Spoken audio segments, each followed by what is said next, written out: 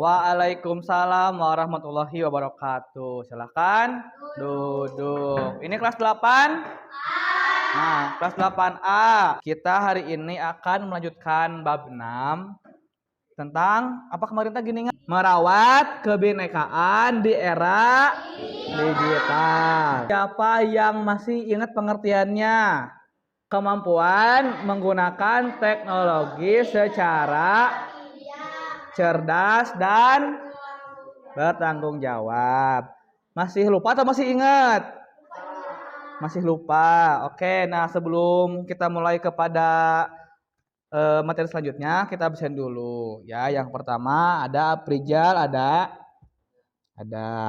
Aprijal, Az-Zahra, Fikri, Intan Puji, Isnainio, Meisya, Marni masih, Nunun, Nurul, Sinta, Shinta, Tiara.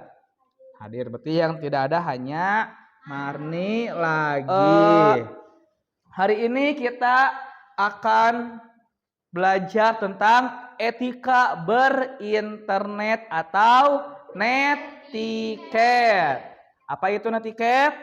Etika berinternet. Nah, di sini kelas 8A, siapa yang menggunakan WhatsApp? Cung. Tung semuanya. Yang TikTok? TikTok. Nonton YouTube? Oh, berdua, bertiga. Yang nonton Instagram? Cinta enggak? Enggak. Yang main game online? Banyakan 2000 orang. Yang main judol? Entong, jangan ya, haram ya. Jangan bermain judol. Jangan ya deh ya, karena itu haram. Nah, berarti secara tidak langsung media sosial atau internet itu membantu kita di kehidupan sehari-hari. Misalkan ya untuk WhatsApp, katakanlah WhatsApp misalkan membantu kita untuk berkomunikasi ya dengan teman, dengan keluarga, dengan pacar, dengan pasangan. Ya, siapa di sini yang punya pasangan, Cung, yang punya pacar? Gak ada. Ada Jahra, misalkan Jahra LDR-nya Jahrana di kelas 8A, Capina udah 8B, masih kita kasih Capina teh, atau LDR kan? Ya, gitu. Nah, ataupun yang lainnya ya untuk bisa belajar gitu kan supaya lebih mudah gitu kan, untuk misalkan TikTok membuat konten yang positif. Pernah enggak Cina? Pernah enggak kalian berpikir kalau kita sedang di media sosial atau sedang mengakses internet, kita harus menjaga sopan santun seperti kita berbicara kepada orang secara langsung? Pernah. Supaya apa? Tidak menimbulkan konfliknya. Misalkan ada atau misalkan kalian memposting foto atau video di TikTok, tiba-tiba ya nge-head komennya ngabuli, bener tuh? Bener. Ente, menyabuli bener. Oh iya. Ya jangan ngabuli ya deh ya, pembuli ya kamu ya. Jadi pembuli guys. Kamu jangan ngabuli. Terus misalkan teh ada yang memposting foto kalian tanpa izin, misalkan teh ini pencuri, misalkan pencuri ayam. Benar teh eta? Enggak ya, tidak benar. Nah, itu kalian harus belajar tentang etika berinternet, bukan pertemanan. Etika berinternet ya, Puji. Nah, coba kalian jawab ya. Di antara penggunaan media sosial, lebih banyak manfaat positif atau negatif? Mengapa? Positif. Cung, apa Puji? Tatih boleh. Media sosial lebih banyak membawa manfaat Karena dapat membantu komunikasi belajar dan berbagai informasi asalkan digunakan dengan baik. Nah, ya. Jadi media sosial kata Puji dapat membantu proses pembelajaran asalkan digunakan dengan baik. Apalagi? Ai? Apa kata Ai? Cinta ya, bukan Ai. Media sosial dapat menyebabkan konflik karena sering digunakan untuk menyebarkan ujaran kebencian dan komentar negatif. Nah, kalau kata Ai mah cenahnya medsos teh lebih banyak negatifnya karena apa? Digunakan sebagai media untuk mengujar kebencian. Jadi lebih baik mana? Lebih banyak positif atau negatifnya?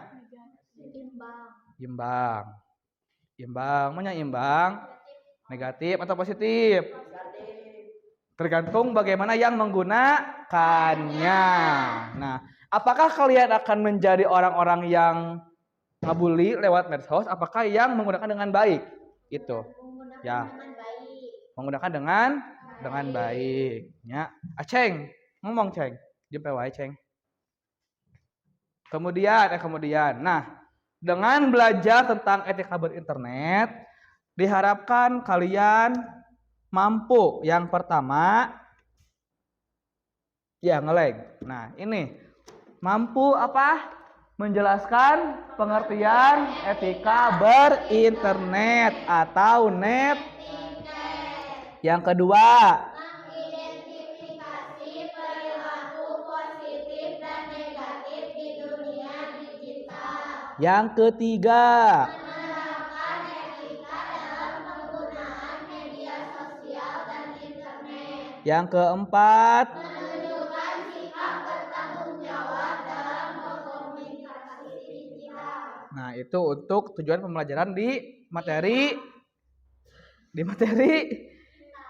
kita hari ini tentang etika berinternet. Selanjutnya, apa itu netiquette? Netiquette adalah aturan atau tata krama dalam menggunakan internet agar komunikasi digital tetap sopan, aman, dan menghargai orang lain. Nah, aturan atau tata krama dalam menggunakan internet agar komunikasi digital tetap sopan, aman, dan menghargai orang lain. Nah, jadi kalau misalkan kalian sudah belajar tentang etika berinternet, tolong kurang-kurangi berkomentar negatif, gitu kan. Terus kurang-kurangi menggunakan medsos dengan hal yang tidak baik.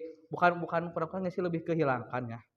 Jadi komentar yang berpositif, itu kan komentar yang membangun, komentar yang memotivasi itu supaya tetap aman. Yang kedua, nah, mengapa netiquette sangat penting? Yang pertama, menjaga kenyamanan komunikasi online. Yang kedua, apa? Menghindari supaya tidak ada konfliknya. Biasa nama konflik-konflik di medsos teh berawalan dari komentar-komentar yang tidak baik, yang tidak sopan, yang kasar. Terus yang ketiga, melindungi privasi pengguna. Yang keempat, mencegah cyber, bukan cibernya, cyberbullying. Yang keempat, menciptakan lingkungan digital yang sehat. Yang ketiga, apa dampak pelanggaran dari netiquette? Ini masih kosong, tandanya harus mencari informasi. Nah, untuk tugas di materi hari ini, coba kalian cari dampak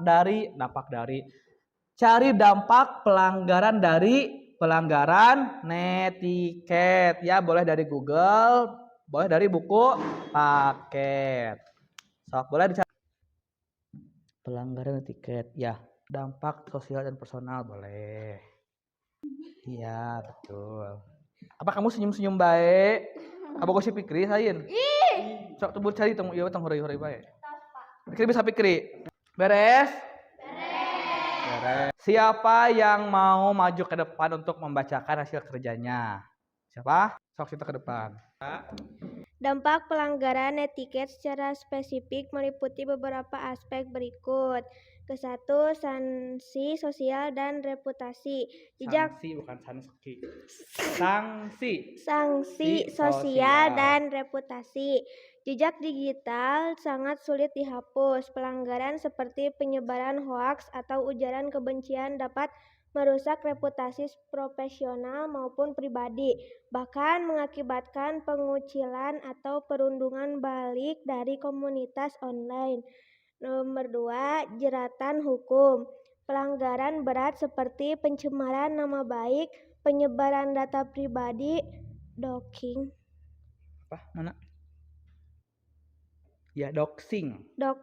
atau penipuan dapat diproses secara hukum dan berujung pada sanksi pidana. Nomor 3, dampak psikologis. Korban dari netiquette yang buruk seperti cyberbullying beresiko tinggi mengalami gangguan emosional, stres, hingga depresi. Nomor 4, kerugian finansial. Tindakan penipuan atau peretasan tidak hanya merugikan korban, tetapi pelaku juga dapat kehilangan akses ke platform digital, diblokir dari layanan, hingga kehilangan pekerjaan. Nomor 5, kehilangan kepercayaan publik. Bagi institusi bisnis atau figur publik, pelanggaran etiket sering kali berujung pada hilangnya kredibilitas, pemboikotan, dan kerugian finansial yang sulit dipulihkan. Nah, tepuk tangan untuk Sinta. Itu dampak dari pelanggaran netiquette ya, sanksi sosial, pemblokiran akun, apalagi dibully, banyak sekali ya. Jadi supaya kalian tidak tidak dibully, misalkan teh kayak Kos Kamari, tahu nggak kalian yang kasus anu lomba MPR teh geningan, anu MC. Tahu. Nah si MC itu teh kurang ngetiketnya teh, nya dia kurang kurang menerapkan etika internet. Pada akhirnya kan dia hilang pekerjaan, dia dibully gitu kan, terus apalagi dikucilkan. Nah itu sebisa mungkin kalian kalau misalkan bermain medsos, misalkan atau membuat konten, tolong menjaga tentang netiquette-nya. Paham? Paham. Itu ya. Selanjutnya, kesimpulan. Netiquette sangat penting dalam penggunaan internet dan media sosial. Dengan bersikap sopan, bijak, dan bertanggung jawab, kita dapat menciptakan lingkungan digital yang aman dan nyaman bagi semua orang. Selain itu, penggunaan internet yang baik juga membantu menghindari hoax dan konflik di media sosial. Itu manfaat dari netiquette. Ada pertanyaan sampai sini? Tidak. Mau istirahat? Mau MBG? Sok. Lagi-lagi? Yang paling manis buat minum. Ya, tepuk tangan. Sok, silakan istirahat.